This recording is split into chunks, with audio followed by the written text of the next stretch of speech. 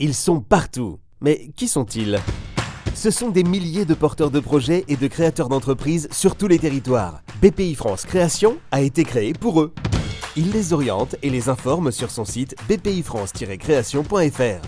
BPI France Création soutient, coordonne et vous met en lien avec ses partenaires, les réseaux d'accompagnement, les banques et les régions.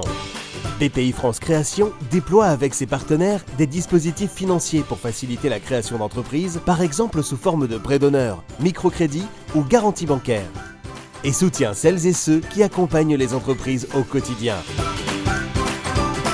BPI France Création vient compléter le continuum de solutions déployé par BPI France.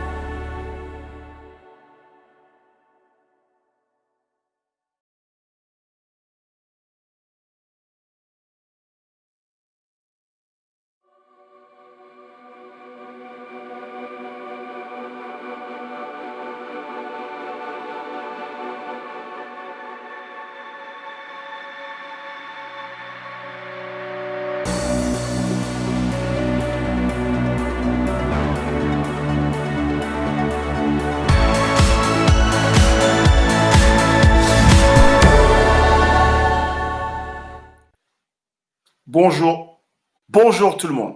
J'espère que tout le monde va bien. Je m'appelle Ronny Turiaf. Enchanté. Je suis ici aujourd'hui pour vous parler de ma petite histoire, de mon témoignage. Je m'appelle Ronny Turiaf, je suis né en Martinique et j'y ai vécu pendant 14 ans.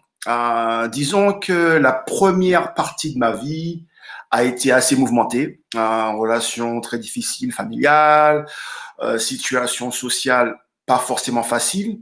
Et je me retrouve avec ma mère, ma petite sœur, à voyager un petit peu de maison en maison, on va dire sans domicile fixe. Mais bon, c'est la vie. Mais pendant toute cette période, je me rends compte que cette situation difficile nourrit en moi cette envie de m'en sortir. Et après certaines situations difficiles, où j'ai fait des mauvais choix, ben mon père m'oriente un petit peu vers le monde du basket.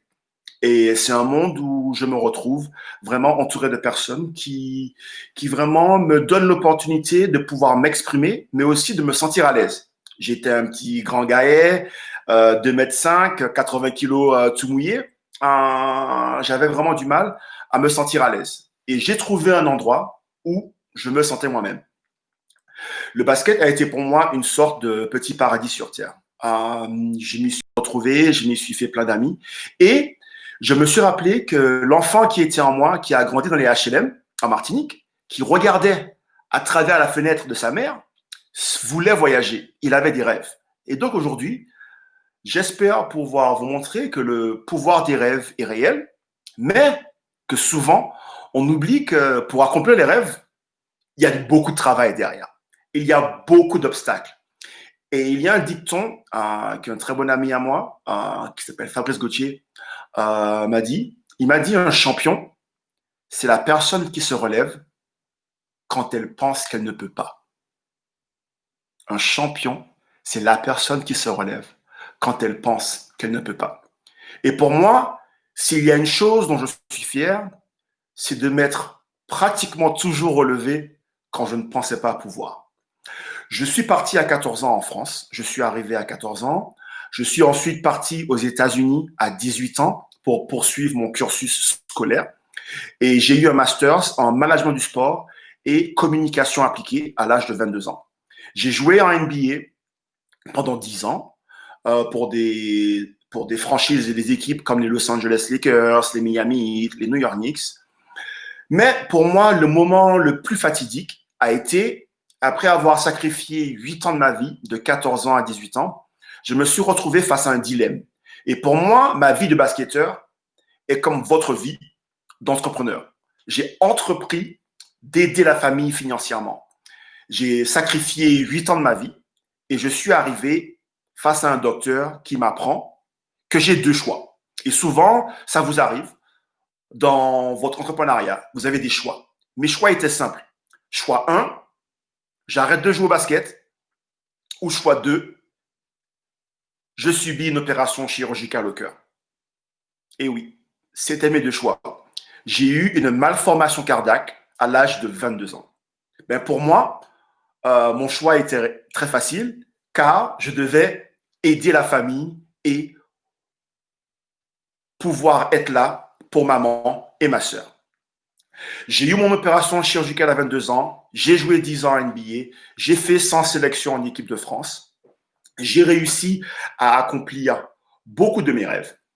Et aujourd'hui, j'ai eu la chance, grâce au basket, à rencontrer des gens dans différents secteurs d'entrepreneuriat, que ce soit dans le digital, que ce soit dans l'impact social, que ce soit du côté plus philanthropique. J'ai eu la chance de pouvoir travailler avec l'Association américaine du cœur. J'ai eu la chance d'être investisseur dans des entreprises martiniquaises, dans des entreprises américaines comme Dash Radio. J'ai eu la chance de pouvoir voir beaucoup de choses arriver. Et c'est vraiment un honneur pour moi aujourd'hui d'être là ici avec vous pour vous pousser à rêver de plus en plus grand, pour vous pousser à trouver des solutions à des rêves, à trouver des solutions à des problèmes que vous voyez. Car seul vous pouvez accomplir les choses que vous voyez. Et c'est aujourd'hui vraiment un honneur et vraiment pour moi le plus important dans ce moment que l'on va partager ensemble, c'est qu'il y ait vraiment une sorte d'échange entre nous. Parce que pour moi, on fait partie un peu de la même équipe. Des gens qui veulent entreprendre, qui veulent suivre leurs rêves, qui veulent créer des choses. Et donc, je suis ici aujourd'hui pour pouvoir partager un moment avec vous. Et ce serait vraiment, vraiment, vraiment important pour moi, et donc j'espère important pour vous, de pouvoir partager nos expériences communes. Car peut-être que si vous me posez une question, j'aurai une petite information ou même je pourrais apprendre quelque chose de votre côté. Ensuite, pour moi, les autres moments qui ont été très difficiles ont été une opération à la main, une opération chirurgicale à la cheville et aussi tout ce qui était les relations amicales. Et pour moi, quand on parle d'entrepreneuriat, notre environnement dans lequel on est au quotidien, est aussi important que ce que l'on fait. Quand j'y repense, tous les choix que j'ai faits, que ce soit bénéfiques, qui m'ont aidé à accomplir mes rêves, mais aussi les choix qui n'étaient pas forcément en alignement avec ce que je voulais faire, m'ont impacté. en tant que sportif de haut niveau, nous devons maintenir une certaine hygiène de vie. Et nous ne sommes pas parfaits. Je n'étais pas parfait. Donc, j'ai fait des bons choix et j'ai fait aussi des mauvais choix. Et je pense que pour vous aussi, en tant qu'entrepreneur, vous allez devoir vous adapter à faire des choix qui ne sont pas forcément conventionnels et aussi beaucoup de sacrifices. Et je suis aussi très, très friand de vraiment se faire des passes. Et pour moi, j'utilise, vous avez bien vu là-haut, je suis fan de l'Olympique de Marseille, mais pour moi, le sport ou le domaine d'entrepreneuriat, c'est un sport d'équipe. On ne peut jamais tout accomplir tout seul. Et pour moi, je me compare très souvent à N'Golo Kanté. Je ne suis pas défenseur, je ne suis pas attaquant, je ne suis pas le meilleur techniquement, mais je suis une sorte de relais. Et j'ai toujours été un relais. Et c'est pour ça qu'aujourd'hui, en tant que retraité sportif, je suis investisseur pour justement accompagner les gens qui ont des rêves grâce à mes contacts, grâce à ma vision de la vie et au fait que j'ai vécu dans différents pays pour pouvoir accomplir leurs rêves. Et c'est pour ça aussi que je suis fondateur d'une résidence artistique qui permet à différents créatifs de venir à la maison, se reposer, créer, collaborer autour de projets communs ou tout simplement de projets individuels qu'ils ont envie de voir naître. Et je pense qu'aujourd'hui, le pouvoir que nous avons tous, c'est la connectivité de tous de chacun. Dès qu'on a une idée, on peut faire une recherche sur YouTube, on peut faire une recherche sur Google ou sur Quant. On peut toucher tout le monde. Et vraiment, c'est vraiment ça que j'espère pouvoir, le message que j'aimerais faire passer aujourd'hui, c'est que le pouvoir des rêves, le pouvoir de connexion, le travail commun est une des solutions, sinon la solution pour que vous, ou même moi, à l'heure actuelle, avec mes différents projets, que je puisse accomplir mes rêves. Et je pense que tout le monde ici a des rêves. Et grâce à BPI, grâce aux choses qui sont mises en place, nous avons les outils nécessaires pour y arriver. Et j'ai eu la chance de pouvoir assister à, je pense c'était la deuxième, juste avant moi. Et vous avez les business plans, vous avez tout en main pour que vous puissiez, excusez-moi, arriver à vos fins. Et aujourd'hui, je vous souhaite bonne chance. Si vous voulez me contacter sur les réseaux sociaux, je suis toujours à l'affût de bonnes idées. Pourquoi pas? Et je dis toujours à tout le monde, suivez vos rêves. Car quand vous suivez le rêve, il y a de belles choses qui vont arriver. Courage pour vous. Et maintenant, j'aurais aimé faire place à Jason et aussi aux questions que vous pourriez avoir par rapport à mon expérience en tant que sportif de haut niveau en équipe de France, en NBA, qui a fait des bons choix et des mauvais choix. Bonjour Ronny Turiaf, merci beaucoup pour votre témoignage super inspirant qui aura inspiré énormément de monde, qu'on soit supporter de Marseille ou du Paris Saint-Germain sur le chat. Et je vais commencer par une question de Yacine qui demande, suite à votre opération, comment vous avez fait pour accepter et trouver le mental nécessaire pour revenir au plus haut niveau? Suite à mon opération, c'était très difficile. Je ne vais pas mentir. Pendant 2 ou 3 jours, j'étais vraiment au plus profond que je n'ai jamais été de ma vie. Vraiment au bout du rouleau. Et pour moi, ce qui m'a aidé, c'est vraiment, ça va être peut-être cliché, mais je me suis mis dans une situation où chaque petite chose positive était une victoire. Et je vous donne un exemple. Après mon opération, là, vous voyez, là, j'ai une cicatrice. Je ne pouvais même pas mettre une chaussette tout seul. Donc, je peux vous dire que la prochaine fois où j'ai mis une chaussette, ben, j'étais super heureux.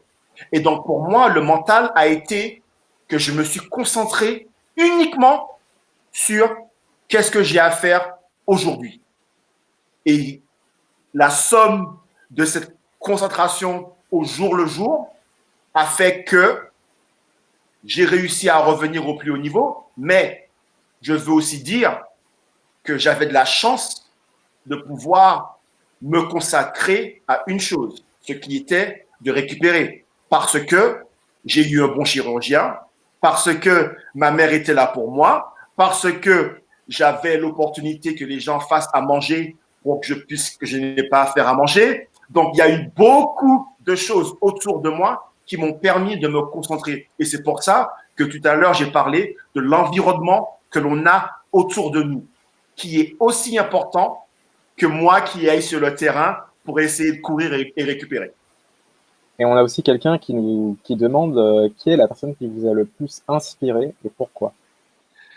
Alors, la personne qui m'a le plus inspiré, ce serait très difficile pour moi d'en choisir une, parce que pour moi, plein de choses m'ont inspiré tout au long de mon parcours. Que ce soit une conversation, que ce soit un film, que ce soit… Bref. Mais je pense qu'au début, en tant que sportif, la première personne qui m'a inspiré, c'est Bernard Lama. Et pour moi, ça a été en tant que Caribéen, ça a été un exemple fort pour moi, car ça a été quelqu'un dans lequel je me suis vu. Quelqu'un qui me ressemblait. Quelqu'un qui parlait comme moi. Et donc, pour moi, ça a été la première personne. Et ensuite, la deuxième personne qui m'a inspiré le plus dans mes années formatrices, qui sont pour moi entre 10 et 15 ans, c'est ma mère. Car ma mère se battait toute seule, avec l'aide de mon père quand il pouvait, à élever 2 enfants en bas âge et être un petit peu celle qui s'occupait de ses grands frères et tout ça. Et donc, je l'ai vu endosser, parfois, pas forcément pour les bonnes choses, mais endosser cette cape de superwoman. Et pour moi, ça a été quelque chose qui m'a marqué à vie. Sur le chat, on a aussi Nosredin qui demande si vous avez fait des erreurs qui vous ont permis d'apprendre et ensuite d'éviter de la Est-ce que j'ai fait des erreurs? Wouh! Les plus marquantes, on va dire.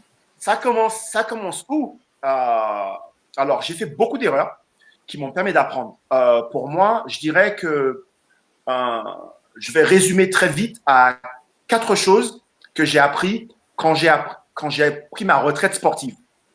Pour moi, je voulais être un bon fils, un bon frère, suivre mon cœur et faire des choses que j'aimais. Et pourquoi je dis ça? C'est parce que pendant 20 ans, d'après mon expérience et mon choix, je n'étais pas un bon fils parce que j'étais complètement émotionnellement fermé. Je n'étais pas un grand frère pour la même raison et je voulais faire des choses qui me plaisaient tout le temps. Et le basket, c'est très bien, très cool, ça paye bien, je peux aider maman, mais tout le temps, c'est quand même des fois un peu difficile. Et après, de l'autre côté, des erreurs que j'ai faites, c'est faire des investissements dans des choses dans lesquelles je ne croyais pas forcément. Donc maintenant, quand j'investis dans quelque chose, c'est que je crois au projet et même je crois en la personne qui anime le projet.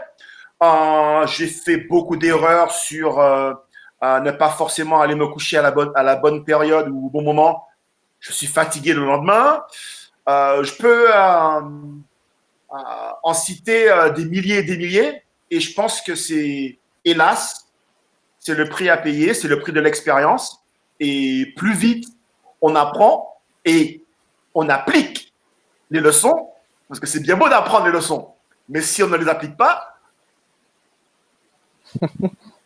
donc voilà. Et c'est une transition parfaite vers la prochaine question parce qu'on a Rania qui demande comment bien s'entourer quand on n'a pas le bon environnement, justement. Alors, c'est une très très bonne question. Comment la personne s'appelle? Rania. Rania. J'adore ce prénom parce que c'est le prénom de mon chat et donc j'adore. Ça lui fait plaisir. Comment s'entourer?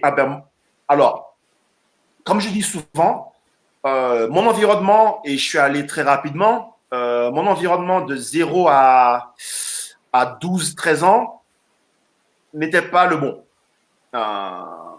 Et je pense que parfois, il faut passer par ces moments difficiles, justement, pour comprendre, c'est pas bon pour moi, il faut que je change quelque chose. Et tout ce qu'il faut, c'est une personne ou un endroit qui permet de se sentir valorisé. Et pourquoi je dis ça? J'ai grandi dans des HLM avec tous les bons côtés et les mauvais côtés. En ce moment, quand j'y réfléchis, je me dis quoi? Il y avait une personne qui était fan de jeux vidéo. Et qu'est-ce qu'il a fait? Il a créé un espace pour les jeunes qui puissent venir et jouer aux jeux vidéo. Ça a l'air très simple, hein? Mais pour un jeune comme moi, je me suis dit, ah, je suis normal, je suis un geek, j'aime les jeux vidéo, il y a quelqu'un qui m'apprécie pour qui je suis. Et qu'est-ce qui se passe après? Un an après, je rencontre mon premier entraîneur qui me voit un peu feu follet, qui se lâche, qui continue, qui me dit, mais toi, j'adore ton énergie. Alors qu'à l'école, on me dit, mais il est turbulent. Donc, en fait, c'est ça que je dis, c'est que d'essayer de chercher là où on est apprécié et non toléré. Pour moi, c'est très important. Et je pense que déjà, Rania, si tu as cette réflexion, c'est que tu es à la porte de trouver l'endroit ou les endroits où tu vas te sentir bien et où les gens vont te pousser à aller vers tes rêves. Et si tu hésites, envoie-moi un message, je vais te booster. Voilà. Et Kabangué sur le chat, qui revient aussi un peu sur quelque chose que vous avez évoqué tout à l'heure, qui demande comment vous avez fait pour rester focus sur concentré sur votre objectif malgré les tentations qu'on peut avoir quand on est sportif de haut niveau. J'ai pas été focus tout le temps. Donc déjà, ça, c'est la vérité. Mais ce qui m'a permis de garder la tête au-dessus de l'eau et de ne pas couler, parce que pour moi, c'est vraiment la seule fierté que j'ai, c'est de ne pas avoir coulé. C'est parce que il y avait une phrase que je voulais faire. Tout simplement. Je voulais aider ma mère et ma sœur. Donc, quelconque distraction ne devait pas m'empêcher d'accomplir ma mission qui était d'aider ma sœur.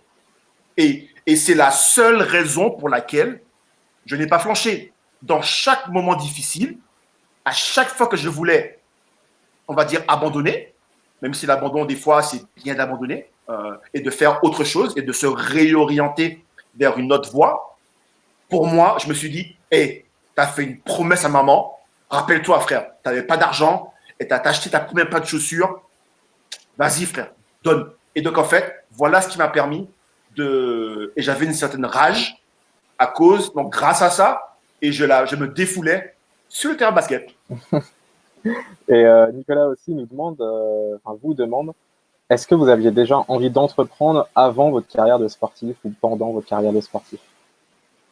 Ah oui, j'ai toujours aimé ça en fait. Pour l'instant, si vous vous rappelez, dans les années 80 à 98, 99, 2000, il y avait déjà la première bulle du dot-com. Déjà à l'époque, j'avais créé un site, pas de pub, hein, mais c'était sur Winamax. Et j'avais mis tous mes coéquipiers, leur taille, leur poids, ce qu'ils voulaient faire, leur profil et tout. Donc moi, je suis un geek. Et ça m'a pris du temps à l'avouer, et ça m'a aussi pris du temps à comprendre ce qui était d'entreprendre. Parce que pour moi, entreprendre, c'est simplement se donner les moyens d'accomplir notre vision. Et pour moi, ma vision était tout simplement d'aider maman, de voyager. J'étais quelqu'un, la première fois où je suis rentré dans un avion, ça m'a marqué. Et ce sentiment, je l'ai toujours à chaque fois que je m'assois dans un siège d'avion. Et donc, pour moi, j'ai toujours aimé ça. Et pour moi, entreprendre, c'est même quand on est avec des amis, des copains, on veut aller faire une soirée, on veut aller jouer au foot, on s'organise et on fait ce qu'on a à faire. Donc, je pense qu'on le fait plus souvent que ce qu'on ne l'on pense. Et pour moi, c'est quelque chose que j'aime. J'aime voir les choses naître. J'ai grandi dans une famille d'artistes, des pièces de théâtre, des guitaristes, des danseurs. Donc, j'ai été bercé par des gens qui étaient créatifs. Donc, moi, j'aime ça, quoi. J'aime ça. Je suis un peu un showman, quoi. Et pour vous, est-ce qu'il y a des valeurs communes entre le sport et l'entrepreneuriat? Pour moi, le sport et l'entrepreneuriat sont deux mondes parallèles et qui sont connectés en permanence. Quand on voit une équipe de basket, puisque c'est mon sport dans lequel je suis expert, quand on voit une entreprise, c'est pareil. C'est des individus très talentueux qui sont au service d'eux-mêmes, bien sûr, et au service de l'équipe ou de l'entreprise. Nous faisons face aux mêmes difficultés, nous faisons face aux mêmes problématiques, et cet esprit d'équipe, cet esprit d'abnégation, ces problématiques que nous avons à faire face à la concurrence, nous sommes tous ces deux mondes dans des matchs qui sont certes différents, mais il y a beaucoup de concurrence. Donc pour moi, les valeurs communes sont le surpassement de soi. On veut toujours s'améliorer, on veut toujours essayer de battre l'adversaire et de rester fair play le plus que possible, bien sûr. Mais pour moi, le sport et le monde du business, de l'entrepreneuriat, c'est pareil. Et je pense que dans tout domaine de création, on fait face aux mêmes problématiques. Est-ce que vous avez rencontré des difficultés particulières justement entre ce passage entre votre carrière de sportif et votre carrière d'entrepreneur? Très bonne question. Alors moi, je dirais la difficulté et l'opportunité qui m'a été présentée, c'est vraiment de suivre mon instinct. En tant que basketteur, toute ma vie a été faite sur je suis mon instinct. Et au tout début, dans ma, on va dire ma deuxième ou troisième vie, tout dépend de comment on compte, cet instinct, je l'ai un peu mis de côté parce que je regardais l'entrepreneuriat d'une manière un petit peu trop cartésienne, trop 1 + 1 = 2. Alors que non, c'est pas moi. Donc, vu que je suis allé à l'encontre de moi-même, j'ai fait des erreurs où je me suis basé un petit peu trop sur les chiffres, mais pas sur mon ventre, sur les sensations, que ce que je pensais. Et pour moi, ça a été la chose la plus importante par rapport aux difficultés que j'ai faites. Et en général, quand on perd quelque chose, c'est du temps et de l'argent dans l'entrepreneuriat. Donc, on va éviter de le refaire et on va suivre l'instinct. Ça a bien marché pour moi au basket, ça marchera aussi et ça a marché. Et ça marche dans l'entrepreneuriat. Et qu'est-ce que vous avez tiré du fait, que ce soit pour votre carrière de sportif ou votre carrière d'entrepreneur, de devenir des quartiers tout simplement? Mais ça, c'est une question, vous ne savez pas comment ça me fait plaisir. Parce qu'en fait, j'ai une petite histoire pour vous, vite fait. Bien sûr, allez-y. Là où j'ai grandi, c'est à HLM, on appelle ça la Cité la Marie. Dans mon bâtiment F1, nous avons 3 sportifs qui ont fait leur équipe de France respective. Je ne sais pas si vous en rendez compte. Athlétisme, championnat d'Europe, Jeux Olympiques, athlétisme et basket. Le même bâtiment. Et pour moi, les HLM, les quartiers, entre guillemets, défavorisés, ce que les gens aiment dire, ou n'importe quel mot ils trouvent cool à dire, ce sont des sortes de conteneurs de magie, que ce soit artistes musicaux, que ce soit personnes qui impactent leur communauté localement, que ce soit des sportifs. Et donc pour moi, c'est une fierté. Et ce dont je suis le plus fier, c'est de voir toutes ces belles histoires qui sont là, mais à mon avis, et on va me donner une tape sur la main pour ce que je vais dire, mais qui ne sont pas mis en avant. On ne parle pas de belles choses que des jeunes ont fait. On parle, il y a une certaine narrative qui est complètement à l'opposé de justement ce réservoir de magie que je trouve qui est dans les quartiers et aussi ailleurs. Hein. Je ne dis pas que c'est que là qu'il y a ça. Donc, mais en tout cas, moi, je suis fier. Je suis fier de mes potes et de voir que la jeunesse derrière, c'est des chanteurs, c'est des architectes. Les gars, ils se donnent à fond. Et de les voir sur les réseaux sociaux, c'est une fierté pas possible. Vous auriez des conseils justement pour les gens qui sont dans les quartiers et qui voudraient entreprendre? Lancez-vous. Hein. Lancez-vous. Déjà, c'est le conseil que j'ai, c'est lancez-vous. Si les générations avant sont arrivées, vous pouvez y arriver. Mais je dirais le plus important pour moi, pour les gens qui veulent entreprendre, c'est le pouvoir de poser une question. Et pourquoi je dis ça? C'est parce que je trouve que les réseaux sociaux sont très bien, sont très importants, mais on a perdu ce côté communautarial où la nouvelle génération fait signe à l'ancienne et lui dire, écoute, je suis à l'écoute de ce que tu as à me dire. Dis-moi, on prend un café et on discute. Parce que justement, ce passage de témoin, pour moi, est un symbole beaucoup plus profond que ce qu'on ne peut imaginer. Ce passage d'expérience, ce passage d'information permet d'aller et de faire une sorte d'avance rapide sur les cassettes, sur la musique, où on fait vraiment un bond qui est juste magique. Et pourquoi je dis ça? C'est parce que je vois l'expérience et les choses que mes entraîneurs ou que mes coéquipiers en équipe de France qui étaient plus âgés que moi, le bonheur que j'ai pu avoir d'écouter leurs histoires et la force que ça m'a donné pour pouvoir faire face aux obstacles. Comme par exemple, quand je me suis fait opérer du cœur et qu'il y a quelqu'un qui s'est fait opérer du cœur, basketteur comme moi, qui s'appelle Fred Hoiberg, avec qui je pouvais discuter sur qu'est-ce qui va m'arriver dans 3 semaines. Et sans ça, je ne serais peut-être pas revenu aussi vite. Il y a sûrement un fan de basket qui me pose la question suivante, qui s'appelle Yacine. Est-ce que le fait de côtoyer des légendes que vous avez côtoyées sur les parquets comme Kobe Bryant, ça vous a aidé dans votre vie et dans votre carrière d'entrepreneur et de sportif, bien sûr?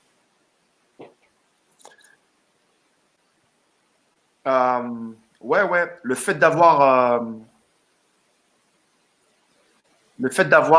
côtoyé des légendes, ça, en fait, ça t'inspire à rêver encore plus haut, à te subjuguer, à vraiment casser quelconque plafond de verre tu peux penser avoir. Et donc, moi, j'ai eu la chance de pouvoir côtoyer Kobe, LeBron, Carmelo, Amar'e Stoudemire, on va dire, disons, le top 10 des top 20 des meilleurs joueurs de tous les temps, ou des 50, bref, pour ne pas rentrer dans les débats, chose qui m'énerve. En fait, quand tu vois ça, tu te dis, ouais, je rêve grand, mais je peux encore pousser l'enveloppe encore plus loin. Et vas-y, on y va, je me donne les moyens. Et en fait, tu vois que ce sport d'équipe n'est jamais vraiment un sport individuel, mais c'est les individualités qui s'auto-inspirent et qui a un certain sens d'émulation où tout le monde se pousse vers le haut si on choisit de vouloir prendre le risque d'aller, de foncer vers nos rêves. Est-ce que vous auriez un dernier message à faire passer avant de conclure à tous les gens? Ouais, j'ai un dernier message. Ouais, franchement, je pense que déjà, je suis super content. Encore une fois, merci de m'avoir donné cette opportunité. Et le message que j'aurais, c'est vraiment les gens qui sont là, qui participent. S'ils ont quelconque question supplémentaire, et ça, je le pense vraiment, c'est envoyez-moi un message sur les réseaux. Peut-être que je ne répondrai pas tout de suite, mais vraiment, j'ai envie de voir ce que le futur ce qui pourra arriver dans le futur. Et lancez-vous et sachez que vous avez quelqu'un en moi. Je suis N'Golo Kanté. Donc, s'il faut mettre des tacles et faire des passes pour vous, je les ferai. Donc, voilà. Un énorme merci, Ronny Turiaf, pour votre bonne humeur et vos conseils aujourd'hui. On vous remercie grandement et tout le public vous remercie. Merci beaucoup. Merci beaucoup. À la prochaine.